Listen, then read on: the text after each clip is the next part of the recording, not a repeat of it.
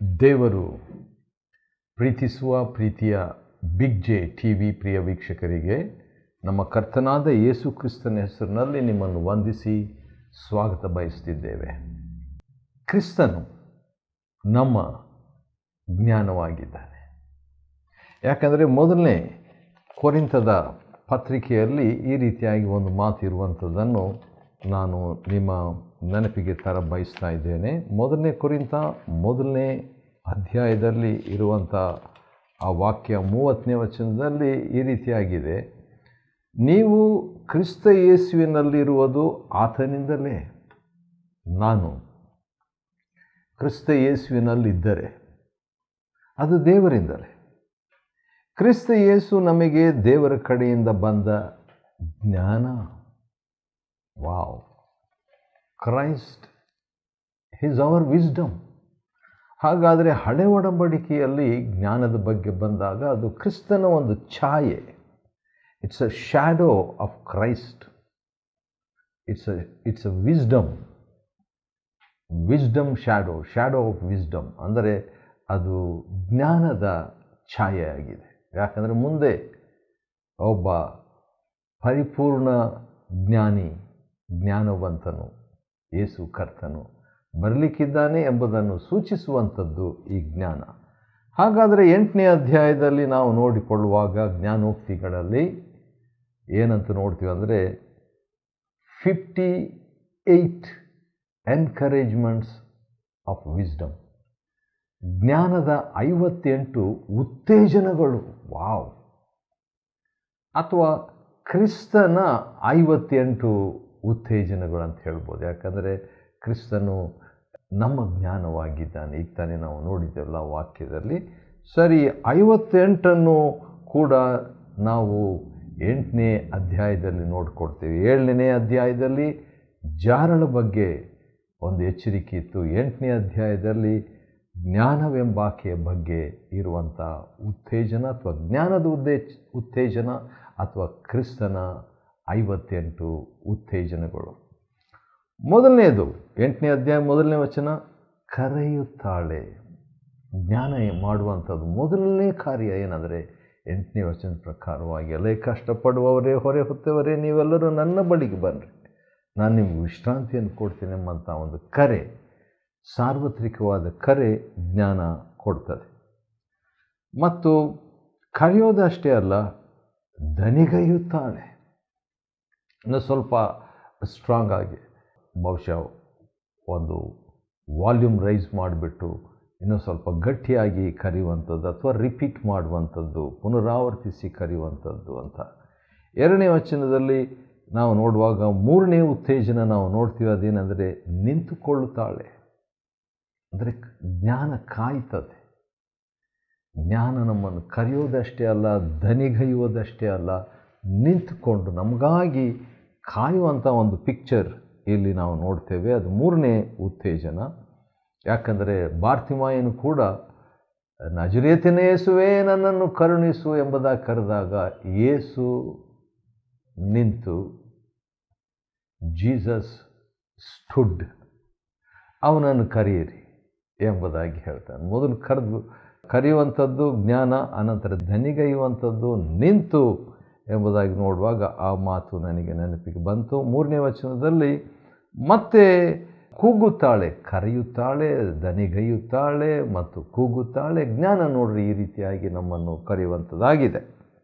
ಏನಂತ ಕೂಗುತ್ತದೆ ಎಂಬುದಾಗಿ ನೋಡುವಾಗ 4ನೇ ವಚನದಲ್ಲಿ, ಮನುಷ್ಯರೇ ನಿಮ್ಮನ್ನು ಕರಿತಾ ಇದ್ದೀನಿ ಎಂಬುದಾಗಿ. ಅದು 4ನೇ ಉತ್ತೇಜನ. ಮನುಷ್ಯರೇ ಅಂತ ಹೇಳಿದ ಮೇಲೆ ಅದು ಸಾರ್ವತ್ರಿಕವಾದ ಜನರಲ್ ಇನ್ವಿಟೇಷನ್, ಸಾರ್ವತ್ರಿಕವಾದಂಥ ಆಹ್ವಾನ. ಅದು ನನಗೆ 5ನೇ ಉತ್ತೇಜನ. 58 ಉತ್ತೇಜನಗಳಿದೆ, 58 ಎನ್ಕರೇಜ್ಮೆಂಟ್ಸ್. 5ಅನ್ನಷ್ಟೇ ನಾವು ನೋಡಿದ್ದೀವಿ, 53 ನಾವು ನೋಡಬೇಕಾಗಿದೆ. ಮಾನವರಿಗಾಗಿ ದನಿಗೈಯುತ್ತೇನೆ. ಮತ್ತು ಇದರಲ್ಲಿ ಒಂದು ದೊಡ್ಡ ಎನ್ಕರೇಜ್ಮೆಂಟ್ ನನಗೇನಂತ ಹೇಳಿದ್ರೆ, ಭಕ್ತಿವಂತರಿಗೆ, ದೀನರಿಗೆ, ಆತ್ಮಿಕರಿಗೆ, ನೀತಿವಂತರಿಗೆ, ದೇವಜನರಿಗೆ ಎಂಬುದಾಗಿಲ್ಲ. ಮಾನವರಿಗೆ, ಮನುಷ್ಯರಿಗೆ ಜ್ಞಾನ, ಮನುಷ್ಯರಿಗೆ ಜ್ಞಾನ ಸಾರ್ವತ್ರಿಕವಾದದ್ದು. ಜ್ಞಾನ ಎಂಬ ಕ್ರಿಸ್ತನು ಮನುಷ್ಯರಿಗಾಗಿ, ಎಲ್ಲ ಮನುಷ್ಯರಿಗಾಗಿ. ಸರಿ, ಅನಂತರ ಇನ್ನೊಂದು ಉತ್ತೇಜನ ನನಗೆ 5ನೇ ವಚನದಲ್ಲಿ ಇದೆ. ಅದೇನಂತ ಹೇಳಿದರೆ, ಅದು 7ನೇ ಉತ್ತೇಜನ. ಮೂಢರೇ, ಮೂಢರೇ. ಫಸ್ಟು 4ನೇ ವಚನದಲ್ಲಿ ಮನುಷ್ಯರೇ, ಅದು ಜನರಲ್ ಆಯಿತು. ಆದರೆ ಮನುಷ್ಯರಲ್ಲಿ ಮೂಢರಿದ್ದಾರೆ. 5ನೇ ವಚನದಲ್ಲಿ ಮೂಢರಿಗಾಗಿಯೂ ದೇವರು ಯೋಜನೆಯನ್ನು ಇಟ್ಟಿದ್ದಾನೆ. God has a plan even for fools or foolish people. ಹಾಗಾದರೆ ನಮಗೆ ದೊಡ್ಡ ನಿರೀಕ್ಷೆ. I have great hope. ಒಂದು ವೇಳೆ ನನ್ನಲ್ಲಿ, ಒಂದು ವೇಳೆ ಅಂತ ಹೇಳಬಾರ್ದು, ನನ್ನಲ್ಲಿ ಮೂಢತನ ಇದ್ದರು, ಬುದ್ಧಿಹೀನತೆ ಇದ್ದರು, ದೇವರು ನನ್ನನ್ನು ಕರೀತಿದ್ದಾನೆ. ದೇವರು ನನಗಾಗಿ ಯೋಜನೆ ಇಟ್ಟಿದ್ದಾನೆ. ದೇವರು ನನ್ನ ಹತ್ರ ಮಾತಾಡ್ತಿದ್ದಾನೆ. ದೇವರು ನನ್ನನ್ನು ಆಹ್ವಾನಿಸಿದ್ದಾನೆ ಎಂಬಂಥ ಉತ್ತೇಜನ ಇಲ್ಲಿ ನಾವು ನೋಡ್ತೇವೆ. ಮೂಢರೇ ಜಾಣತನವನ್ನು ಕಲಿತುಕೊಡ್ರಿ, ಅದು 7ನೇ ಉತ್ತೇಜನ. 8ನೇ ಉತ್ತೇಜನ ಏನಂತ ಹೇಳಿದರೆ, ಜ್ಞಾನಹೀನರೇ. They are not excluded. ಅವ್ರನ್ನ ಬಿಟ್ಬಿಟ್ಟಿಲ್ಲ ದೇವರು. ಕ್ರಿಸ್ತನ್ ಅವರನ್ನು ಬಿಟ್ಟಿಲ್ಲ, ಜ್ಞಾನ ಅವರನ್ನು ಬಿಟ್ಟಿಲ್ಲ. ಬುದ್ಧಿಯನ್ನು ಗ್ರಹಿಸಿರಿ, 5ನೇ ವಚನ.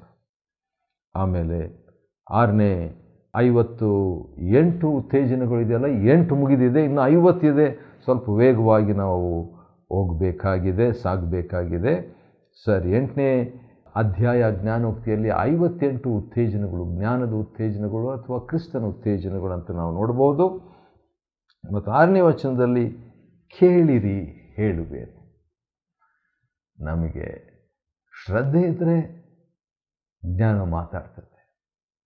A.W. ಟೋಸರ್ ಎಂಬಂಥ ವ್ಯಕ್ತಿ, God speaks to those who care for him. ದೇವರ ವಿಷಯದಲ್ಲಿ ಶ್ರದ್ಧೆ ವಹಿಸುವಂಥವರಿಗೆ ದೇವರು ಮಾತಾಡ್ತಾನೆ ಅಂತ ಹೇಳ್ಬಿಟ್ಟು ಇಲ್ಲಿ ಕೂಡ ಕೇಳಿರಿ, ಹೇಳುವೇನು, 6ನೇ ವಚನ. ಆಮೇಲೆ ತುಟಿಗಳನ್ನು ತೆರೆಯುವೆನು, ಅದೇ 6ನೇ ವಚನ. 10ನೇ ಉತ್ತೇಜನ, 58 ಉತ್ತೇಜನಗಳಿದೆ. 11ನೇ ಉತ್ತೇಜನ ಏನಂದರೆ, ಸತ್ಯವನ್ನೇ ಆಡುವಂಥದ್ದು. ಹೌದು, ಜ್ಞಾನ ಸತ್ಯವನ್ನು ಆಡ್ತದೆ. 12ನೇ ಉತ್ತೇಜನ ಏನಂತ ಹೇಳಿದರೆ, ದುಷ್ಟತನವು ಜ್ಞಾನಕ್ಕೆ ಅಸಹ್ಯ. ಹಾಗಾದರೆ ಅದು ಜ್ಞಾನ ನಮಗೆ ದುಷ್ಟತನ ಕೊಡೋದಿಲ್ಲ ಎಂಬುದಾಗಿ ತಿಳ್ಕೊಳ್ಬೇಕು. ಮತ್ತು 8ನೇ ವಚನದಲ್ಲಿ ನೀತಿ ಭರಿತವಾದದ್ದು ಜ್ಞಾನ. ಆ ಜ್ಞಾನ ನಮಗೆ ಲಭ್ಯವಾದರೆ ನಾವು ನೀತಿ ಭರಿತರಾಗ್ತೇವೆ. 14ನೇ ವಚನ, ಕಪಟ ವಕ್ರತೆ ಇಲ್ಲ.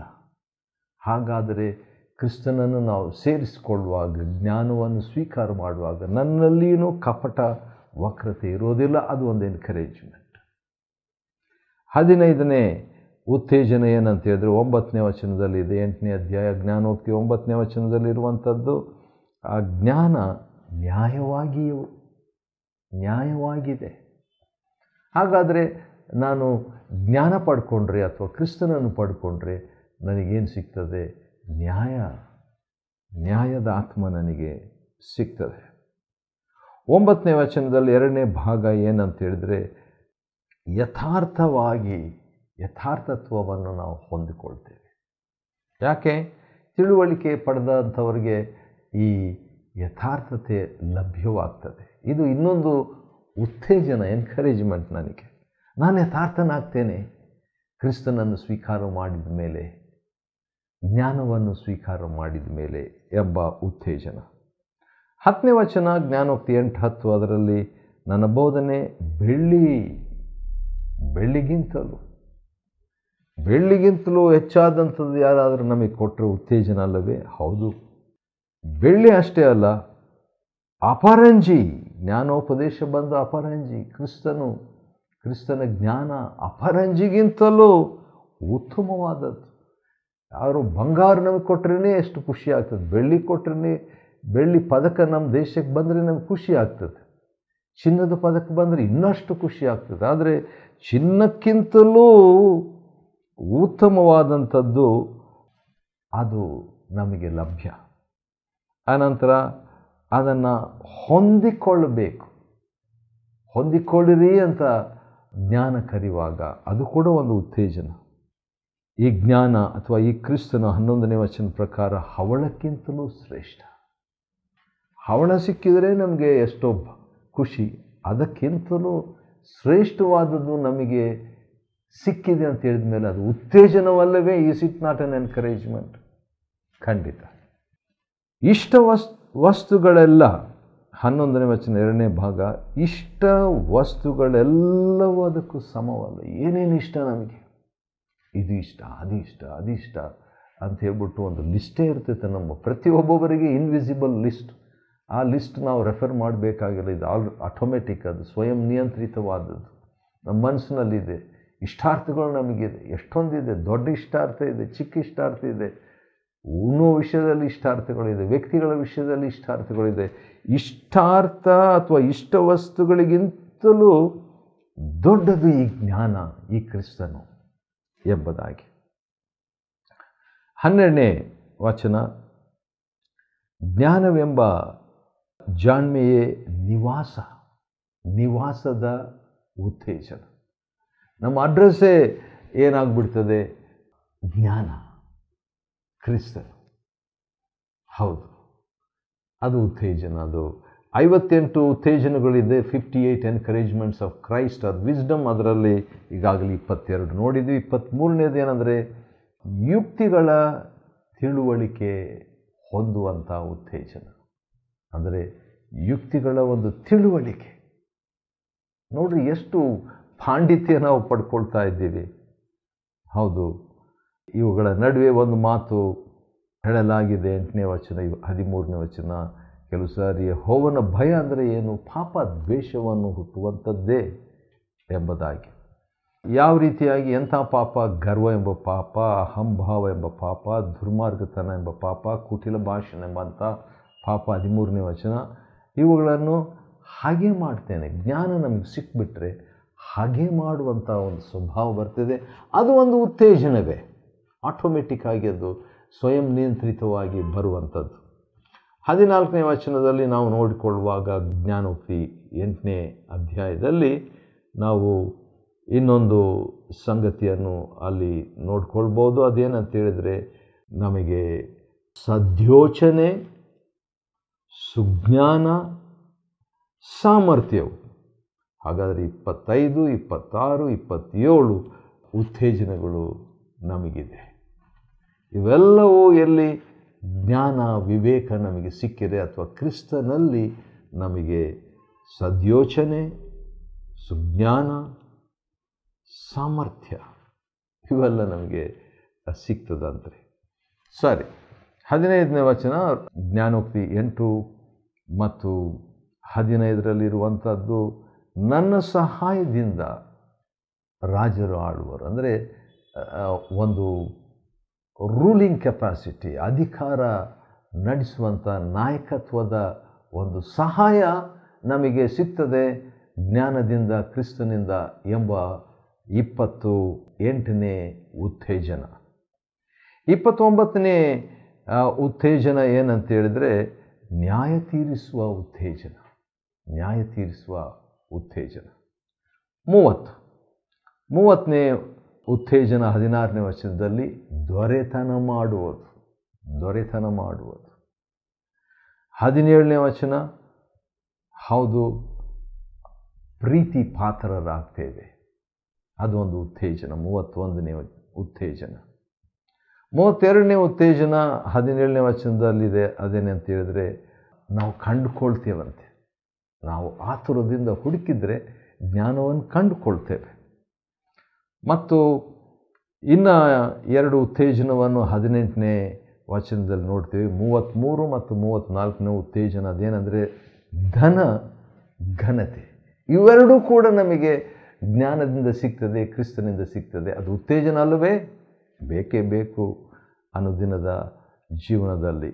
18ನೇ ವಚನದ 2ನೇ ಭಾಗದಲ್ಲಿ ಇನ್ನು 2 ಉತ್ತೇಜನ ನಮಗಾಗಿ ರಿಸರ್ವ್ ಮಾಡಲಾಗಿದೆ. ಅದೇನೆಂದರೆ ಶ್ರೇಷ್ಠ ಸಂಪತ್ತು, ನೀತಿ. ಎಷ್ಟು ಬ್ಯಾಲೆನ್ಸ್ ನೋಡ್ರಿ. ಭೌತಿಕ, ಆತ್ಮಿಕ ಎರಡು ಉತ್ತೇಜನಗಳು ನಮಗೆ ಸಿಗ್ತದೆ. ಹಾಗಾದರೆ 36 ಉತ್ತೇಜನಗಳು, 36 ಎನ್ಕರೇಜ್ಮೆಂಟ್. ಆಮೇಲೆ ಮುಂದೆ ನಾವು ನೋಡುವಾಗ ಇನ್ನೊಂದು ವಿಷಯ ಇದೆ. ಅದೇನಂತ ಹೇಳಿದರೆ ದಾರಿಯು ನೀತಿ, ನೀತಿಯ ದಾರಿ. ಬರೀ ನೀತಿ ಅಲ್ಲ, ಈಗಾಗಲೇ ನೀತಿ ಅಂತ ಬಂತು, ಆದರೆ ನೀತಿಯ ದಾರಿ ಅದು ಒಂದು ಉತ್ತೇಜನ, 20ನೇ ವಚನ. ಮತ್ತು ನ್ಯಾಯಮಾರ್ಗ, ಬಹುವಚನ, ನ್ಯಾಯ ಮಾರ್ಗಗಳು, ಅದು ಇನ್ನೊಂದು ಉತ್ತೇಜನ, 38ನೇ ಉತ್ತೇಜನ. ಮತ್ತು 39ನೇ ಉತ್ತೇಜನ 21ನೇ ವಚನದಲ್ಲಿದೆ. ಅದೇಂದರೆ ಬಾಧ್ಯತೆ, ಬಾಧ್ಯತೆ. ಬೊಕ್ಕಸ 40ನೇ ಉತ್ತೇಜನ, ಬೊಕ್ಕಸ 40ನೇ ಉತ್ತೇಜನ 21ನೇ ವಚನದಲ್ಲಿದೆ. 41ನೇ ಉತ್ತೇಜನ 22ನೇ ವಚನದಲ್ಲಿದೆ. ಅದೇನಂತ ಹೇಳಿದರೆ ದೇವರ ಸೃಷ್ಟಿ, ದೇವರ ಸ್ಪರ್ಶ. 42ನೇ ಉತ್ತೇಜನ ಪ್ರಥಮ, ಕ್ರಿಸ್ತನು ಪ್ರಥಮನಾಗಿರುವ ಹಾಗೆ ನಾವು ಕೂಡ ಪ್ರಥಮರಾಗಿರುವಂಥ ಒಂದು ಉತ್ತೇಜನ. 23ನೇ ವಚನದಲ್ಲಿ 43ನೇ ಉತ್ತೇಜನ ಇದೆ. ಅದೇನಂತ ಹೇಳಿದರೆ ಸ್ಥಾಪಿಸಲ್ಪಡುವಿಕೆ, ಎಸ್ಟಾಬ್ಲಿಷ್ಮೆಂಟ್. 44ನೇ ಉತ್ತೇಜನ ಆ ದೇವರಿಂದ ನಾವು ಹುಟ್ಟಿದ್ದೇವೆ. 26ನೇ ವಚನದಲ್ಲಿ ಹೌದು, ಭೂಮಿಗೆ ಮುಂಚಿತವಾಗಿಯೇ ಇದ್ದಂಥ ಒಂದು ಭಾಗ್ಯ. 44ನೇ ಒಂದು ಉತ್ತೇಜನ. ಇನ್ನೂ ಕೂಡ ಬೇಗವಾಗಿ ನಾವು ಹೋಗಬೇಕಾಗ್ತದೆ. ಅದೇನಂತ ಹೇಳಿದರೆ ಆ ದೇವರ ಸನ್ನಿಧಾನದಲ್ಲಿದ್ದೇವೆ. ಆನಂದ 30ನೇ ವಚನ, ವಿನೋದ 48ನೇ ವಚನ, ಉಲ್ಲಾಸ, ಹರ್ಷ, ಕಿವಿಗೊಡುವಂಥದ್ದು, ಅನುಸರಿಸುವಂಥದ್ದು, ಕೇಳುವಂಥದ್ದು, ಜ್ಞಾನವಂತರಾಗುವುದು, ಜಾಗರೂಕರಾಗಿರುವುದು, ಹೌದು, ಮತ್ತು ದೇವರ ಕಟಾಕ್ಷಕ್ಕೆ ಗುರಿಯಾಗುವಂಥದ್ದು. 58ನೇ ಉತ್ತೇಜನ 35ನೇ ವಚನದಲ್ಲಿದೆ. ಜ್ಞಾನೋಕ್ತಿ 8ನೇ ಅಧ್ಯಾಯವನ್ನು ಅಧ್ಯಯನ ಮಾಡಿಕೊಳ್ಳುವಂತೆ ದೇವರು ಕೊಟ್ಟ ಕೃಪೆಗಾಗಿ ಆತನಿಗೆ ಸ್ತೋತ್ರವಾಗಲಿ. ದೇವರು ನಿಮ್ಮನ್ನು ಆಶೀರ್ವದಿಸಲಿ.